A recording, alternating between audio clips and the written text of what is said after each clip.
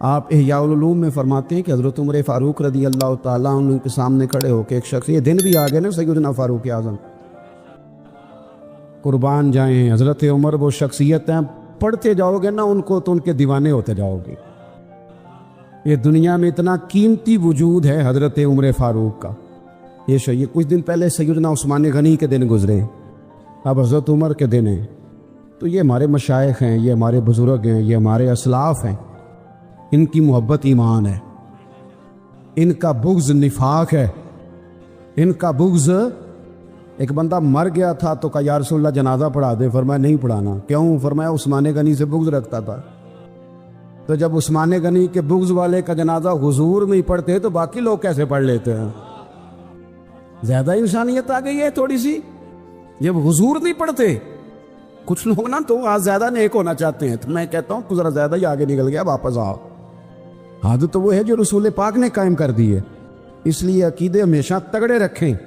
حضور کے صحابہ ہوں، اہل بیت ہوں، محبوب کا ہر صحابی اسے دل کی دھڑکن بنا لیں اور آنکھوں کا تارا بنا لیں، پھر آپ محسوس کریں گے کہ ایمان میں تازگی بھی ہے، پختگی بھی ہے۔ بہرحال حضرت عمر فاروق رضی اللہ تعالیٰ عنہ کی خدمت میں ایک شخص نے ایک بندے کی بڑی تعریف کی۔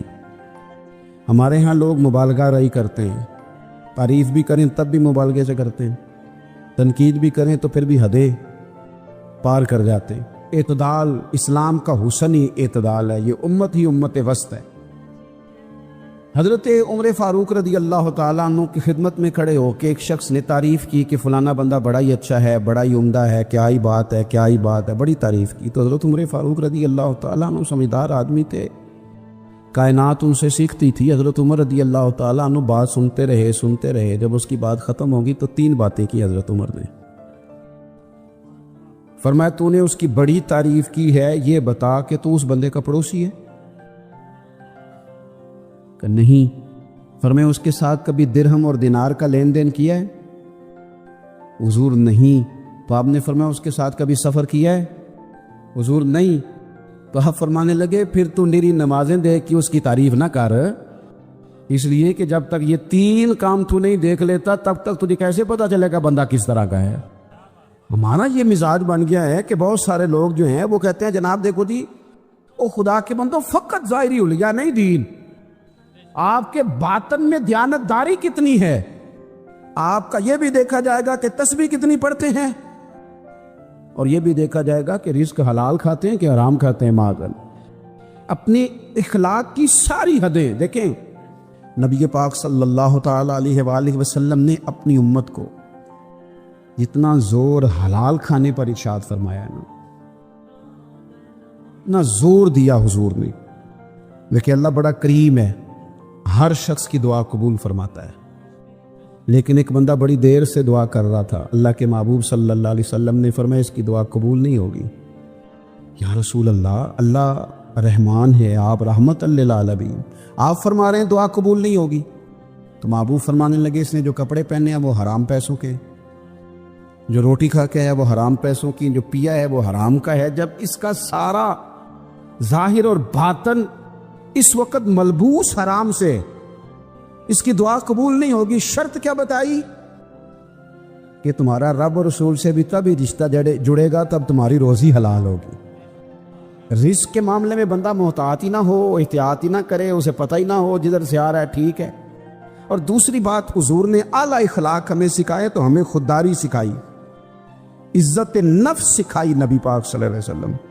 عزت نفس کتنا سارا آج لوگوں میں یہ مسئلہ بن گیا ہے، کسی کے پیسوں پہ وقت گزارنا ہے، اتنا مسئلہ بن گیا ہے کہ جناب فلانے کو دعوت ڈالو تو روٹی کھاتے ہیں، تحفے وصول کرنا۔ وہ کسی شاعر نے کہا تحفہ لینا دینا اچھی بات ہے، لیکن اس نیت سے لینا کہ میرے پیسے بڑھ جائیں گے، لالچ کر کے لینا، خود اس کی طلب پیدا کرنا۔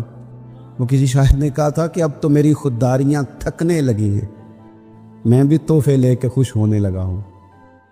اب تو تھک گئی لوگوں کی خودداریاں، کیا لمبے چوڑے مسئلے ہیں۔ اور بڑی عجیب بات ہے، تحفہ بھی ماڑے بندے کو نہیں ملتا، پتہ ہے آپ کو؟ تحفہ ملتا جو بندہ عہدے پہ بیٹھا ہو، اس سے تحفے ملتے ہیں، وزیروں کو، منسٹروں کو، ان کو تحفے ملتے ہیں۔ حضرت عمر فاروق رضی اللہ تعالیٰ عنہ حضرت سعید بن زید رضی اللہ تعالیٰ عنہ سے ملنے گئے. وہ ایک صوبے کے گورنر تھے, ان کے پاس تحفوں کا ڈھیر لگا ہوا تھا. تو حضرت عمر نے ایک لفظ کہا, آپ کی توجہ ہے میری بات پر, یہ دیکھیں باریکی. حضرت عمر فرمانے لگے یہ کیا ہے؟ کہنے لگے تحفے ہیں, یہ مجھے لوگوں نے تحفے دیے. فرمایا تحفہ نہیں, یہ تمہارے عہدے کا ہدیہ ہے. جس عہدے پہ تم بیٹھے ہو نا, تمہیں لوگوں نے ہدیہ دیا ہے تاکہ تم لوگوں کے حق میں نرم ہو جاؤ, پھر وہ تم سے فیصلہ کرائیں اپنے حق میں. یہ عہدے کا ہدیہ ہے. کہ نہیں نہیں جناب مجھے تحفہ دیا ہے, وہ لوگ خود مجھے کہہ کے گئے ہیں تحفہ ہے. تو سیدنا عمر کہنے لگے تو گھر جا کے اپنی والدہ کے پاس بیٹھنا, پھر میں دیکھتا ہوں کتنے تحفے آتے ہیں. تو گورنر کی کرسی پہ بیٹھا ہے تو کہہ رہا ہے جناب مجھے تحفے آئے ہیں, تو گھر جا کے بیٹھنا. یاد رکھ لیں کہ خودداری اعلیٰ اخلاق کی علامت ہے. ہمیں جو چودھری دے ہمیں اس پہ راضی ہونا چاہیے, جو ہمیں مالدار دے, سیٹھ دے, فلانا دے, دنیا دار دے, اس پہ راضی ہونا چاہیے, یا جو رب نے دیا اس پہ راضی ہونا چاہیے. اور خوش رہیں اس بات پر جو اللہ نے عطا کی ہے. اگر مالک نے ہمارے حق میں فیصلہ کیا ہے کہ تھوڑے پیسوں پہ ہم نے گزارا کرنا ہے, تو پھر دکھ قبول محمد بخشا راضی رہن پیارے, پھر پریشانی والی کیا بات. اگر مالک کا یہی فیصلہ ہے, اور میں اکثر کہا کرتا ہوں اگر دنیا کی دولت بڑی اچھی ہوتی تو سب سے زیادہ یا سید عائشہ کے گھر ہوتی یا سیدہ فاطمہ کے گھر ہوتی. اگر بہت زیادہ اعلیٰ ہوتی تو وہاں تو ایک وقت کھانا پکا ہے, 2 وقت فاقہ ہوا ہے.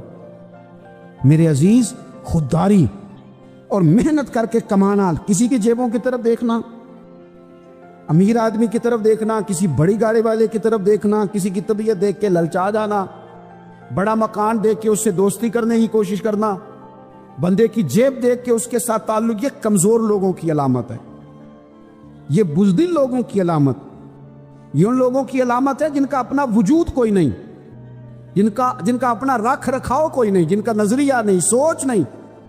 میرے رسول پاک صلی اللہ علیہ وسلم نے فرمایا اب اللہ کو سب سے پسند وہ کھانا ہے جو بندہ اپنے ہاتھوں کی محنت کر کے کما کے کھاتا ہے. اور فرمایا اللہ کے نبی حضرت داؤد علیہ السلام اپنے ہاتھوں سے محنت کر کے کمایا کرتے تھے. ایک مزدور کے ہاتھ دیکھے نا حضور نے, کس کے بلا ناراض ہو گئے آپ لوگ کہ مزدور کا نام لینا مشکل لگتا ہے, کس کی تعریف بیان کرنے لگا ہوں, پھر بھی نہیں بولتے آپ لوگ. مزدور کی کس کے ہاتھ دیکھ کے حضور نے بول کے بتاؤ. چلیں آپ سے ایک سوال پوچھتا ہوں, اس بندے نے ساری زندگی کرپشن کر کے 2 کروڑ کا گھر بنایا ہے, 1.25 کروڑ کی پجارو رکھی ہے, اس کی عزت زیادہ ہونی چاہیے یا سویرے جو مزدوری کرنے جاتا ہے اس کی زیادہ ہونی چاہیے؟ نہ بول رہے آپ, نہیں نہ بول. کام کس کی کرتے ہیں؟ خود کو, اس کے تم چہرے کے سارے پیسے میلے کچیلے ہیں. آپ کس کی عزت کر رہے ہیں؟ پجاروں کی, کارکوٹھی کی عزت اس کی. اس لیے میں نوجوانوں سے کہتا ہوں ریڑھی والا بندہ جب نظر آئے نا, پاوڑا چلاتا اور اپنی محنت کی کمائی کی اینٹیں رکھتا, اس کے قریب جا کے کہا کرو چچا ذرا یہاں کھڑا ہو, تیرے ساتھ تصویر بنانی ہے. ہاں اسے کہو ادھر آنا تیرے ساتھ, تو بڑا شاندار آدمی ہے. اس لیے کہ غیرت ہے بڑی چیز جہان تگ و دو میں, پہناتی ہے یہ فقر کو تاج سردارا. یہ سردار بنا دیتی ہے اگر بندہ عزت والا محنت والا آدمی اس کے ساتھ. مزاج کے اندر تھوڑا ٹھہراؤ نا جناب, آپ کو سمجھ آئے کہ اخلاق عالیہ کیا ہیں. ہم پجاروں والے کے ساتھ فوٹو بنواتے ہیں, اس کے پاس تو کرپشن کی. اور یہ میں آپ سے عرض کروں, یہ جتنی سیاسی جماعتیں آپ کے ملک میں حکومت کر چکی ہیں یا کر رہی ہیں, ان سے اللہ کوئی کام لے لے تو لے لے. میں ذاتی طور پر ان سے پورا مایوس ہوں. مجھے لگتا نہیں اس ملک میں جب نعرہ لگا تھا کہ پاکستان بنانا ہے تو لوگوں نے جانیں قربان کی. ایک وقت آیا کہ جناب نعرہ لگا کہ ہم نے فلانی چیز بحال کرنی ہے, تو لوگ پھر ایک نعرہ ہم نے اپنی زندگی میں دیکھا کہ قرض اتارو, عورتوں نے زیور اتار کے دیے. ہوا کہ نہیں ہوا؟ پھر ایک آدمی اور اٹھا, اس نے کہا میں کرپشن ختم کروں گا. نوجوان بیچارے دیوانہ وار اس کے پیچھے بھاگے. وہ کرپشن ختم کرنا آیا تو اس نے کرپشن زیادہ لوگوں کو وزیر بنا دیا. کیا مذاق بنایا ہوا ہے. قوم تو بیچاری مخلص ہو کے چلی, لیکن تم نے کیا حال کیا. چلو یہ لوگ تم سے اگر سوال نہیں بھی کرتے تو صبح قیامت رب ضرور سوال کرے گا. میرے عزیز خودداری پیدا کریں, عزت نفس پیدا کریں. ان لوگوں کے ساتھ تصویریں کھنچواتے ہو جن کا پتہ ہے کہ ان کے پاس دھوکے کے پیسے ہیں. محنت, جد و جہد, کوشش, وقار, آپ کی طبیعت کے اندر خودداری ہو. میرے رسول پاک کیا اخلاق سکھاتے تھے؟ نوجوانوں خدا را, یہ میری بات نہ بھولنا جو کر کے جانے لگا ہوں. ایک نوجوان نے آ کے ہاتھ پھیلا کے عرض کی تھی, حضور میرے گھر میں کچھ نہیں, مجھے کچھ دیجئے. حضور سب کو دیتے, جھولی بھر بھر کے دیتے, لیکن امت کی تربیت بھی ہے نا. حضور فرمانے لگے کوئی شے نہیں تیرے گھر. اتنا غریب بندہ میں دعوے سے کہتا ہوں یہاں کوئی بھی نہیں بیٹھا ہوگا, دعوے سے کہتا ہوں کوئی شے نہیں. عرض کی حضور ایک کمبل اور ایک پیالہ ہے میرے گھر میں. اتنا غریب کوئی ہے جس کے گھر میں ایک ہی پیالہ ہو, ایک ہی کمبل ہو, دوسرا بستر ہی نہ ہو؟ اتنا غریب آدمی. حضور نے فرمایا لا نا. وہ لے کے آیا. میرے کریم محبوب صلی اللہ علیہ وسلم نے بولی لگوا دی, اس کمبل اور پیالے کی بھی بولی لگا دی. کون خریدے گا؟ ایک صحابی نے کہا 1 دینار, دوسرے نے کہا 2 دینار. حضور نے 2 میں بیچ دیا. فرمایا جا 1 دینار کا کھانا لے جا, 1 دینار کا کلاڑا خرید کے لاؤ. وہ کلاڑا خرید کے لایا. نصیب دیکھو کلاڑے میں دستہ حضور نے اپنے دستے مبارک سے لگایا. اور کریم محبوب اخلاق سکھاتے ہیں اپنی امت کو. حضور نے فرمایا یہ رسا پکڑ, کلاڑا اٹھا, جنگل میں جا, لکڑیاں کاٹ کے بیچ, کھا بھی اور کھلا بھی, پہن بھی اور پہنا بھی. محنت کر, جد و جہد کر. گردن کو جھکا دیتا ہے خیرات کا پتھر. جہاں میں مانگنے والوں کے سر کبھی اونچے نہیں ہوتے. اور اقبال کے بیٹے نے خط لکھا. اقبال پردیس میں تھے, کہنے لگا ابا جی ضرورت پڑ گئی ہے, تھوڑا قرض لے لوں کسی سے. آپ ادھر نہیں ہیں, میں نے اب پڑھنا ہے, میں نے کچھ فیسیں دینی ہیں, کچھ داخلے جمع کرانے, کچھ قرضہ لے لوں کسی سے, قرضہ. تو اقبال نے بیٹے کو جواب لکھا. اقبال کہنے لگے دیار عشق میں اپنا مقام پیدا کر. تو دیار عشق میں اپنا مقام پیدا کر, دیار عشق میں اپنا مقام پیدا کر. نیا زمانہ, نئے صبح و شام پیدا کر. اور کیا کیا قلم توڑ کے رکھ دیا. کہنے لگے میرا طریق امیری نہیں فقیری ہے, او خود ہی نہ بیچ غریبی میں نام پیدا کر. خود ہی نہ بیچ غریبی میں, بولو نا, غریبی میں, غریبی میں, غریبی میں. مجھے بہت سارے لوگ پوچھتے ہیں آپ کے والد صاحب, تو میں کہتا ہوں میرا فخر یہ ہے کہ میں ایک کسان کا بیٹا ہوں. میں جس دن ان کو غسل دے رہا تھا اس دن بھی ان کے ہاتھوں پہ چھالے تھے. مجھے ناز ہے. میرے والد صاحب گرمیوں میں آگے کہتے تھے ہمیں کہ لو بھائی میں نے بڑولے میں گندم بھر دی ہے, تمہاری ماں نے مرتبان میں اچار ڈال دیا ہے, تمہیں کسی کے گھر نہیں جانا پڑے گا, مرضی سے روٹی کھاؤ. یہ ناز ہے ہمارا, یہ فخر ہے ہمارا. او خدا کے بندو, اخلاق تو یہ ہے کہ آپ جو رب نے آپ کو دیا ہے اس پہ راضی ہو جاؤ. جو فیصلہ اللہ نے میرے حق میں کیا ہے مجھے وہ قبول کرنا چاہیے کہ نہیں. لیکن ہم کہتے ہیں, وہ ایک دن نا حضرت سفیان ثوری دعا مانگ رہے تھے, یا اللہ راضی ہو جا, یا اللہ راضی ہو جا, یا اللہ. تو حضرت رابعہ بصریہ پردے کے پیچھے بیٹھی تھی. جب انہوں نے بار بار یہی دعا مانگی تو پیچھے سے بول پڑی, کہنے لگی سفیان چل بس کر, کچھ اور بھی مانگ. حضرت سفیان کہنے لگے تو کیوں ناراض ہو گئی ہے؟ کہنے لگی ناراض اس لیے ہو گئی ہوں کہ تو کب سے کہہ رہا ہے یا اللہ راضی ہو جا, یا اللہ راضی ہو جا. پہلے تو بتا, تو اللہ سے راضی ہے؟ تو ہر روز کہتا ہے فلانی شے بھی کوئی نہیں وہ بھی چاہیے, فلانی بھی کوئی نہیں وہ بھی چاہیے. رضی اللہ عنہم ورضوا عنہ. صحابہ کی شان رب نے قرآن میں یہ بیان کی ہے کہ اللہ ان سے راضی ہے, وہ بھی اللہ سے راضی ہے. ان کے بچے شہید ہو گئے پر وہ رب سے راضی ہیں. ان کے ناک کان آنکھیں کاٹ دی گئیں پر وہ اپنے رب سے راضی ہیں. انہیں وطن چھوڑنا پڑا, مکہ چھوڑ کے مدینے آئے پر اپنے رب سے او دکھ قبول محمد بخشا. بس راضی رہن پیارے تے مارو مارو مینو مار مکاؤ, میں کوئی عذر نہ پیش لے آواں, تے جے سونا ہی میرے دکھ وچ راضی پھر سکھ نو چلے ڈاواں. ختم ہو گئی بات. اپنی زندگی میں یہ اخلاق پیدا کریں کہ رب نے جہاں رکھا ہے محنت ضرور کریں, لیکن شکوے کرنا, شکایتیں کرنا, رزق حرام کی طرف بڑھ جانا.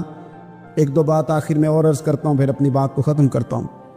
اخلاقی رویہ بہت بڑا یہ ہوتا ہے کہ انسان خود غرض نہ ہو، اسے تھوڑا سا نا دوسروں کا بھی احساس ہو۔ ناراض تو نہیں ہو گئے آپ لوگ؟ صرف اپنے بچے پالنے چاہیے کہ تھوڑا سا دوست کے بچوں کا بھی خیال کر لینا چاہیے؟ صرف اپنے بچے کہ یہاں گلی کے محلے کے باقی بچے بھی اپنے ہی ہوتے ہیں؟ بولیے، صرف اپنے بچے یا بہن بھائیوں کے بچے بھی اپنے ہی؟ اتنی خود غرضی کہ میں اپنے بچوں سے باہر ہی نہیں آتا، کوئی مجھے اور اچھا ہی نہیں لگتا، کسی کے بچے ہی نہیں۔ آپ دیکھیں حضور نے ہمیں اخلاق کیا دیا۔ اللہ کے محبوب فرمانے لگے تم میں بہترین وہ ہے جو لوگوں کے حق میں بہتر ہے۔ یعنی ایسا نہیں کہ تم ہر بندے سے نفع لینے کی کوشش کرو، بلکہ کریم فرمانے لگے تم بھلا کرنے کی کوشش کرو۔ اخلاقی رویہ تو یہ ہے کہ تمہاری وہ ایک بزرگ تھے نا، تو وہ دلی میں صبح کا تھوڑا بہت ناشتہ، غریب آدمی تھے، بڑھاپا بھی بڑا تھا، نظر بھی کم ہی آتا تھا، تو وہ صبح کے ٹائم کچھ تھوڑی سی دکانداری کرتے تھے، ناشتہ واشتہ لگاتے تھے رزق حلال کے لیے۔ ان کو نا لوگ کھوٹا سکہ دے جاتے اکثر۔ کھوٹے سکے کا پتہ ہے؟ نہیں پتا؟ پتہ ہے؟ یا ہاں کرو یا نہ کرو دونوں۔ کھوٹا سکہ نا وہ چاند تارا بنا ہوتا تھا یا کچھ لکھا ہوتا، تو جب وہ گھس جاتا تھا نا اوپر سے پوری طرح، تو اسے کہتے تھے یہ سکہ، تو وہ لیتا کوئی نہیں تھا دکاندار، کھوٹا سکہ اس کو کہتے تھے۔ وہ بابا جی کے پاس جب کو لے کے جاتا نا کہ بابا جی یہ رکھ لیں اور کھانا دے دے، تو بابا جی نے ایک دو دفعہ پلٹ کے دیکھتے، پھر رکھ لیتے، پھر وہ کھانا دے دیتے۔ لوگ سمجھتے کہ بابا جی کو صحیح نظر نہیں آتا، اس لیے بات مشہور ہو گئی کہ جس کے پاس بھی کھوٹے سکے ہیں نا وہ بابے کی دکان پہ چل جاتے ہیں۔ ڈھیر سارے کھوٹے سکے جمع ہو گئے۔ ایک دن بزرگ کچھ علیل تھے تو پیچھے بیٹھ گئے، بیٹے کو آگے بٹھا دیا، وہ سامان بیچ رہا ہے، تو اس کو جب کسی نے کھوٹا سکہ تھمایا تو کہا چلو واپس لے جاؤ، مجھے تو آج پتہ چلا ہے میرے ابا جی کے گلے سے اتنے کھوٹے سکے کیسے نکلتے ہیں۔ تو بزرگوں نے اٹھ کے نا بیٹے کی پشت پہ ہاتھ رکھا، کہنے لگے پتر میں نے ساری عمر لیے ہیں، تو ایک لے کے ناراض ہو گیا، رکھ لے خیر ہے، ساری عمر لیے۔ بچہ بڑا حیران ہوا، وہ بندے بھی سننے لگ گئے، کہنے لگے بابا جی آپ کو پتہ چلتا ہے کھوٹا سکہ؟ کہنے لگے بالکل پتہ چلتا ہے۔ لیتے کیوں ہو؟ سوچ دیکھو۔ کہنے لگے لے اس لیے لیتا ہوں، دو باتیں میرے ذہن میں اس لیے لے لیتا ہوں۔ ایک تو بات یہ ہے کہ تم نے کھوٹا سکہ کسی اور کو دے کے بھی تو لوٹنا ہی ہے نا، تو میں چاہتا ہوں مجھے لوٹ لو باقی مسلمان بچ جائیں، مجھے لوٹ لو میں ڈھالوں نا، یہ اخلاق ہے مسلمانوں کا۔ میں لٹ جاتا ہوں، میرا گزارا چلتا ہے، میرے خرچے تھوڑے، کوئی اور نہ لٹ جائے۔ اور دوسرا میں کھوٹے سکے اس سوچ سے بھی لے لیتا ہوں جب مروں گا نا صبح قیامت رب کی بارگاہ میں حاضر ہوں گا، تو مالک سوال کرے گا تو عرض کروں گا مالک میں نے ساری زندگی تیرے بندوں سے کھوٹے سکے قبول کیے ہیں، میں بھی کھوٹا سکہ ہی ہوں، تو چل تو بھی ایک کھوٹا قبول کر لے، ساری زندگی تیرے بندوں سے۔ اعلیٰ اخلاق تو یہ ہے کہ آپ ڈھال بن جائیں، آپ کسی بندے کو کبھی تکلیف آنے نہ دیں، آپ کسی کا نفع کرنے کی کوشش کریں، لیکن خود غرض بنا دیا گیا ہمیں۔ اس طرح کا ماحول دنیا میں بنایا گیا کہ ہر بندہ خود غرض نظر آتا ہے، اس طرح مال کھایا جا سکتا ہے، بلکہ اللہ معاف کرے شادی بیاہ پہ بھی دیکھا جاتا ہے کہ پیسے کتنے ملیں گے، فائدہ۔ یہ ہماری مذہبی محفلیں ہیں، میں تو خیر اب کچھ بیمار بھی ہوں اور کچھ میری مصروفیت بھی بڑھ گئی ہے، جلسوں پہ زیادہ نہیں جاتا، اور اس لیے بھی نہیں جاتا کہ بڑی تکلیف ہوتی ہے بعضوں کا، جب محسوس ہوتا ہے نا اتنے میں نعت بھی کی، اتنے میں تلاوت بھی کی، تو ایسا لگتا ہے جیسے ہم کسی بازار میں بیٹھ گئے، ایسے جیسے معاذ اللہ تعالی ہمیں کوئی خریدے گا، یہ تو ٹھیک نہیں نہ ہوتا۔ یہ کوئی دکان تو نہیں ہے کہ جہاں ہم دکان پہ بیٹھے ہیں تو آپ ہمیں اٹھا لیں گے۔ مطلب جب لوگ پوچھتے ہیں نا کہ جناب آپ کو بلانا ہے تو آپ کا ریٹ کیا ہے، تو کئی دفعہ اپنا وجود دیکھ کے حیا آتی ہے، یار یہ کیا بن گیا ہے۔ اس طرح کی دنیا بھی ہم نے دیکھنی تھی، اور یہ بکنے والوں نے زیادہ خرابی نہیں کی، خریدنے والوں نے کی ہے، نے خرابی کی ہے، لوگوں کا مزاج خراب کیا۔ عزیز بھائی، حضور کی حیات نور سے جو ضیائیں پھوٹتی ہیں، جو روشنیاں ہمیں نصیب ہوتی ہیں، ان کے بہت سارے پہلو ہیں، عقیدہ توحید ہے، پیغام توکل ہے، اہمیت صبر ہے، مقام تسلیم و رضا ہے۔ یہ ساری چیزیں حضور کی حیات نور سے ہمیں نصیب ہوتی۔ مسلمان میں اور آپ جس دور سے گزر رہے ہیں، اس دور کی تیزی نے اور معاملات کی شدت نے ضروریات کو بے لگام کر دیا ہے، خواہشات بہت ساری بڑھا دی ہیں۔ لازمی نتیجہ یہ نکلا ہے کہ لوگوں کے دل سخت ہو گئے ایک دوسرے کے لیے، مختلف ہیلے بہانے سوچ کے کہ جی چونکہ فلانا بھی ٹھیک نہیں تو لہٰذا میں بھی ٹھیک نہیں، کیونکہ فلاں میرے ساتھ یوں کرتا ہے تو میں بھی رد عمل کے طور پہ یوں کروں گا۔ ہم بھی اپنے دلوں کو سخت کر لیتے ہیں۔ وقت گزرنے کے ساتھ ساتھ آپ دیکھ لیں کہ لوگوں کا رویہ اتنا سخت ہو گیا ہے کہ کسی بھی محکمے کا آپ نام لے لیں، پوچھیں لوگوں سے کہ پولیس والے کس طرح کے ہوتے ہیں، تو لوگ ان کے بارے میں اپنے دلوں میں شدت رکھتے ہیں۔ پوچھ لیں آپ کے وابڈہ والوں کے بارے میں کیا خیال ہے، پوچھ لیں لوگوں سے کہ جناب تاجروں کے بارے میں رائے کیا ہے۔ چلیں ساری باتیں چھوڑ دیتے ہیں، مولوی پیر کیسے ہوتے ہیں، دیکھیں آپ نے مسکرا کے کیا حال کر دیا ہے بات کا۔ ہمارے ہاں شدت کی گئی ہر محکمے کے بارے میں، ہر شخص کے بارے میں۔ نتیجتاً کیا ہوا کہ طبیعتیں سخت ہو گئیں۔ یعنی یہ ضروری نہیں ہوتا کہ ہر بہو نافرمانی ہو، لیکن اس کی بہت پہلے تربیت کی گئی تھی، اسے بار بار کہا گیا تھا کہ جب تو ساس کے پاس جائے گی تو لگ پتہ جائے گا۔ تو بیچاری کا پہلے سے ذہن تھا کہ ساس کسی خطرناک چیز کا نام ہے، پہلے سے اسے بتایا گیا تھا۔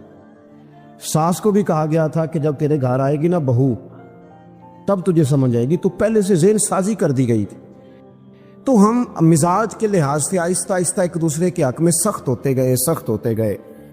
میرے رسول پاک صلی اللہ علیہ وسلم کا جو پیغام ہے وہ احساس کا پیغام ہے۔ کسی کا احساس کرنا، اپنے دل میں کسی شخص کے لیے گنجائش پیدا کرنا، مختلف چیزیں سوچ کر اچھے گمان کر کے رب کی مخلوق کے بارے میں بہترین رائے قائم۔ فرمایا مشکل میں تم ہو تو گراں میرے محبوب پہ گزرتا ہے۔ حضور تو جلدی کرتے ہیں تمہاری بھلائی چاہنے میں، کیوں؟ رشتہ بڑا گہرا ہے۔ النبی اولیٰ بالمؤمنین من انفسہم، فرمایا یہ وہ محبوب ہیں جو تمہاری جانوں سے بھی تمہارے زیادہ قریب ہے۔ رسول کائنات صلی اللہ تعالی علیہ وآلہ وسلم امت کے حق میں نرم دل رکھتے، نرم۔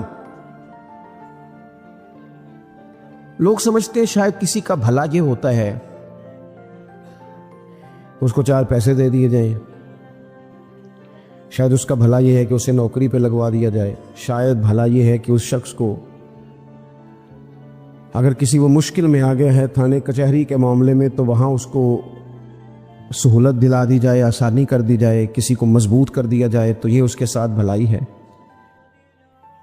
میرے رسول پاک صلی اللہ تعالی علیہ وسلم نے بتایا کہ میں نہ مکارم اخلاق کی تکمیل کے لیے آیا ہوں، میں تمہارا وہ نفع کرنے آیا ہوں کہ تمہارا دل ساری جگہوں سے ہٹا کے رب رسول کی طرف مائل کرنا، تمہاری طبیعتوں کے اندر جو سختی ہے اسے نرمی میں بدلنا ہے، تمہارے مزاجوں کے اندر جو بے لگام خواہشات ہیں انہیں شریعت اسلامیہ کی پابندی کی لگام دینی ہے۔ حضور سید عالم علیہ السلام نے لوگوں کی اصلاح کا جو دیکھیں نا، اگر کسی گھر میں بگڑے بچے سنور جائے نا تو روٹی تھوڑی بھی ہو تو گزارا ہو جاتا ہے۔ اگر گھر والے اخلاقاً اتنے اعلیٰ ہوں، ایک دوسرے سے پیار کرتے ہوں تو تھوڑے پیسوں پر بھی وقت گزر جاتا ہے۔ رسول پاک کا دل دھڑکتا تھا، کس لیے؟ صرف اس لیے نہیں کہ لوگوں کو نوکریاں مل جائیں، مال مل جائے، لوگ جو ہیں ان کے گھر کشادہ ہو جائیں، بلکہ حضور کا دل دھڑکتا تھا کہ لوگ دوزخ سے بچ جائیں، جنت کی طرف ان کا سفر ہو جائے۔ ان کے دلوں سے حسد کو، تکبر کو، غرور کو، انا کو، خود پسندی کو، عجب کو نکال دیا جائے۔ یتلو علیکم آیاتنا ویزکیکم، ان کا تزکیہ کر دیا جائے، دل صاف کر دیے جائیں۔ رسول پاک صلی اللہ علیہ وسلم احساس کے ساتھ جاتے ہیں۔ ہمارے ہاں نا تبلیغ ہوتی ہے لیکن اس میں درد نہیں ہوتا، اللہ ماشاء اللہ اچھے لوگوں کی بات نہیں کرتا۔ لو میرے جیسے آدمی نے تقریر کرنی ہے، گھنٹہ گزارنا ہی ہے، تو پھر بعض اوقات نفس کی خواہشیں غالب ہوتی ہیں تو وہ اصلاح سے زیادہ شوق داد لینے کا غالب آ جاتا ہے. وہ آپ کو پتہ ہے نا، وہ ہمارے ہاں پھر وہ نقیب محفل بیچارہ کبھی بھاگ کے ادھر چلا جاتا ہے، کبھی بھاگ کے ادھر آتا ہے، کہتا ہے میں نے جملہ دینا ہے. اب وہ ایسے لگتا ہے جملہ نہیں دینے لگا، کوئی ایٹم بم دینے لگا ہے، جس میں اتنی اسے پریشانی. ایک جملہ کہنے لگا، اسے سنبھال کے رکھنا، ضائع نہ کرنا، یہ نہ کرنا. وہ تو جملہ رہنے دے، تو آیت دے ہمیں کوئی قرآن پاک کی، تو ہمیں کوئی حدیث پاک سنا، تو اس حدیثی بات کر. یہ تو مطلب، اور پھر وہ داد کا اتنا شوق کہ جب تک سارے ہاتھ نہ کڑھیں، جب تک شمال جنوب والے نہ بول پڑیں، تب تک بات نہیں ہوگی. یہ کیسی بات ہوئی؟ اصلاح کے اندر تو آپ کا درد آپ کی زبان سے زیادہ اثر رکھتا ہے. اقبال کہنے لگے کہ بات جو دل سے نکلتی ہے اثر رکھتی ہے، پر تو نہیں، پر طاقت پرواز مگر رکھتی ہے. وہ تو اڑتی ہے، وہ تو اس کی تو پذیرائی ہوتی ہے.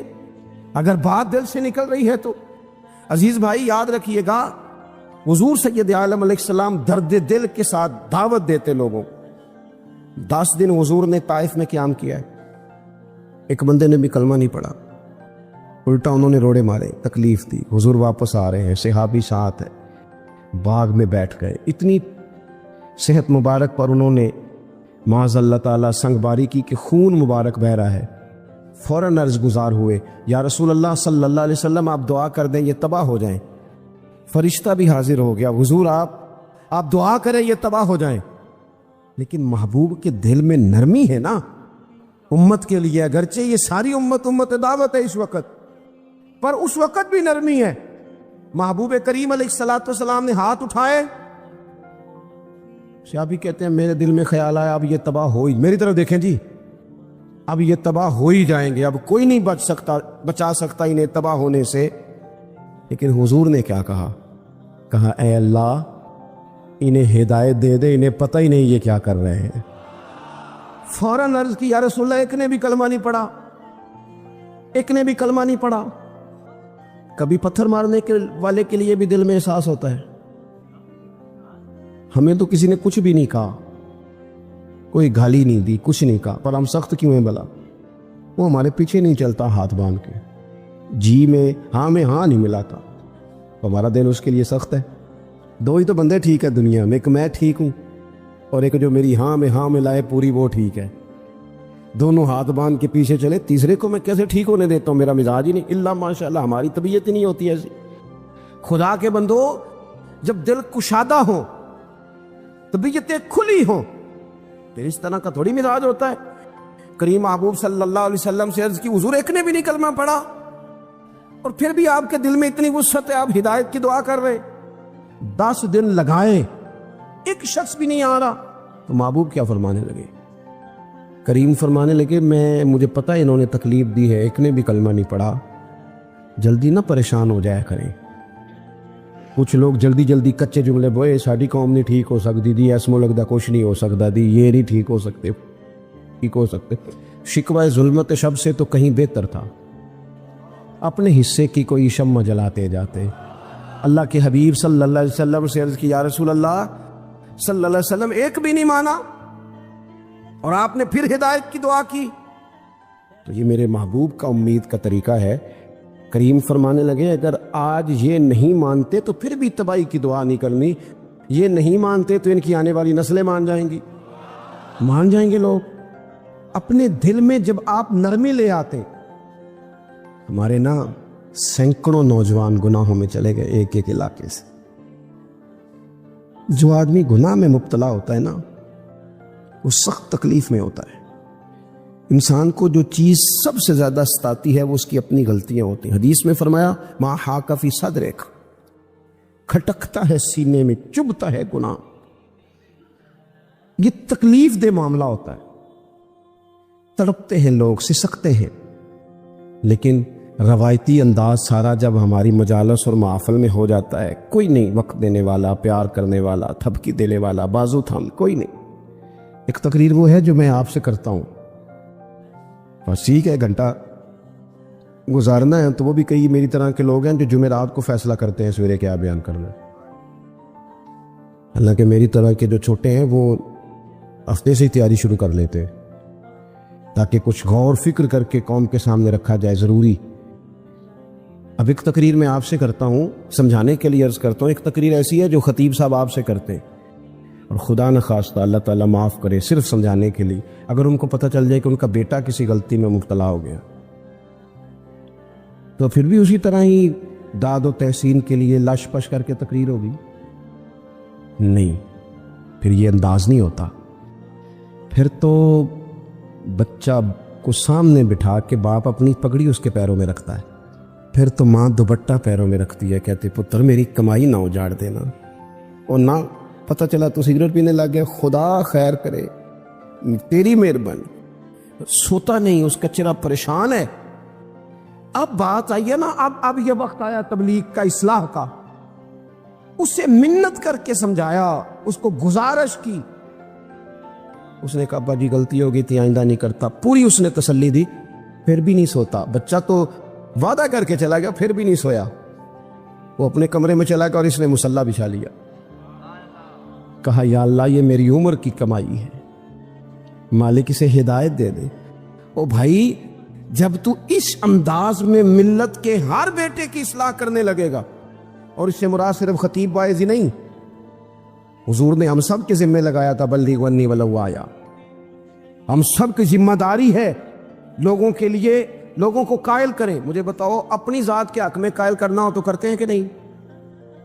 ہوتا ہے نماز کی دعوت ہم کیسے دیتے ہیں؟ ہم کہتے ہیں پڑھ لیے کر نماز، اتنے پیسے کہاں لے کے جائے گا؟ یہی دعوت ہوتی ہے نا. وہ کہتا ہے تو نے اپنی قبر میں جانا اور میں نے. یہ تو ہے ہمارا دین کے حق میں. وہ محفل میں آنا اگر ٹائم ملا تو ٹھیک، یہ ہے دین کے حق میں. اور جب اپنی باری آئے، کسی سے 50,000 روپے چاہیے تھے، فون کیا اس کو، ملنا تھا، وہ کہتا حکم کرے، کہتے نہیں ٹیلی فون والی بات نہیں. کہتے میں تو 2 بجے ملوں گا، تو 2:30 بجے میل پر، میں مل کے کرنی. پھر جاتے ہی اس سے 50,000 مانگا نہیں، پہلے منت کی، دکھ سنایا، پھر اسے ثابت کرایا کہ تیرے علاوہ دینا بھی کسی نے نہیں، سارے غلط بندے ہیں، تو ٹھیک ہے معاذ اللہ. پھر اس کو یہ بھی ثابت کرایا وقت پہ واپس کر دوں گا. اتنی ساری گزارش کر کے رو دھو کے جب وہ پورا قائل ہو گیا تو آخر میں کہا مجھے 50,000. صحیح کہہ رہا ہوں؟ ہاں نہ تو کرو نا، ہلکا سا ایسے ایسے تو کرو نا. ہوتا ہے کہ نہیں ایسے؟ او بھائی اپنے حق میں قائل کرنا تھا تو تجھے سارا طریقہ آتا تھا، اور رب و رسول کے حق میں قائل کرنے کا تجھے طریقہ ہی نہیں آتا. تجھے پتہ ہی کوئی نہیں کہ کیسے قائل کرنا ہے. اپنے لیے تو نے قائل مائل کرنا تھا، سارا پتا تھا، سب خبر تھی کیسے منانا ہے. اور کسی کو مسجد کے لیے منانا تھا تو کہتا جی میری کو مانتے ہی نہیں، میری کون سنتا ہے. آپ جب تک اس درد سے، زازان نام کا ایک گویہ تھا بغداد میں، گاتا تھا، آواز بڑی سریلی تھی، بڑے لوگ اس کے گرد جمع ہو جاتے. حضرت عبداللہ ابن مسعود رضی اللہ تعالیٰ عنہ، حضرت عبداللہ ابن مسعود یہ وہ خوبصورت ہستی ہیں کہ محبوب نے فرمایا ان سے قرآن سیکھا کرو، یہ اسی طرح پڑھتے ہیں جس طرح میرے اوپر نازل ہوا تھا. حضرت عبداللہ ابن مسعود رضی اللہ تعالیٰ عنہ صحابہ میں مفتی، صحابہ میں قاری، بڑے آدمی. حضرت عبداللہ ابن مسعود ایک دن گزر رہے تھے کسی مقام سے جہاں بھی وہ رہتا تھا، تو وہاں اللہ معاف فرمائے گانے بجانے کی مجلس سجی ہوئی تھی، وہ گا رہا تھا. آپ گزرے تو کانوں میں ہلکی سی آواز گئی. قریب ایک شخص سے پوچھا یہ کون ہے، کس کی آواز ہے؟ کہا حضرت یہ زازان نام کا ایک گویہ ہے. وہیں کھڑے کھڑے درد سے کہنے لگے کتنی سونی آواز ہے، کاش یہ قرآن پاک کی تلاوت کرتا، اتنی خوبصورت آواز ہے. کوئی تو ہونا جو اس درد سے بات کرے، کاش یہ قرآن پاک پڑھتا. اور پھر دعا مانگتے آگے تشریف لے گئے. وہ جوان تھا، فارغ ہو کے باہر نکلا، لوگوں کا رش تھا. ایک شخص نے اسے روکے، کہا زازان ادھر آ، پتہ آج کیا ہوا؟ کہا جناب کیا؟ کہنے لگے جانتے ہو حضرت عبداللہ ابن مسعود کو؟ کہا جانتے ہیں. فرمایا وہ صحابی رسول صلی اللہ علیہ وسلم آج گزرے، تیری آواز ان کی سماعتوں سے ٹکرائی تو فرمانے لگے کاش یہ قرآن پاک پڑھتا. کہنے لگا صحیح بتاؤ انہوں نے میرا نام لیا ہے؟ صحیح بتاؤ میرے لیے کہا انہوں نے؟ میرے جیسے شخص کے لیے میں سوچ بھی نہیں سکتا. میں کہاں وہ کہاں، میرا نام لیا ہے. کہاں؟ تھوڑی دیر رکا، چند لمحے پتہ نہیں سوچے کہاں کہاں کا سفر کر کے آئیں. وہ ساری سوچیں درد بن کے آنسو بنی، اور پھر آنسو داڑھی پہ ٹپکے چہرے پہ آئے۔ پھر لوگوں سے پوچھنے لگا گھر کا پتہ بتاؤ گے؟ کہا وہ فلاں جگہ پہ موجود ہیں۔ دوڑا گیا، دروازے پہ دستک دی، حضرت عبداللہ ابن مسعود آئے، کہا کون ہو بیٹا؟ کہنے لگے حضور میں وہی ہوں جس کے بارے میں آپ نے کہا تھا کاش یہ قرآن پڑھتا، میں آ گیا ہوں، پڑھا دے مجھے قرآن پاک، پڑھا دے۔ کوئی بیٹھا ہوا مجھے دور دعا دیتا ہے، میں ڈوبتا ہوں پر سمندر اچھال دیتا۔ کسی سے تو آپ پیغام حق کہیں، کسی کو تو دعوت خیر دیں، یہ سب سے بڑا بھلا ہے۔ اگر کسی بد اخلاق کو با اخلاق کر دو گے نا، اس کی بیوی سکون میں آ جائے گی، اس کی ماں آرام سے سونے لگے گی، اس کا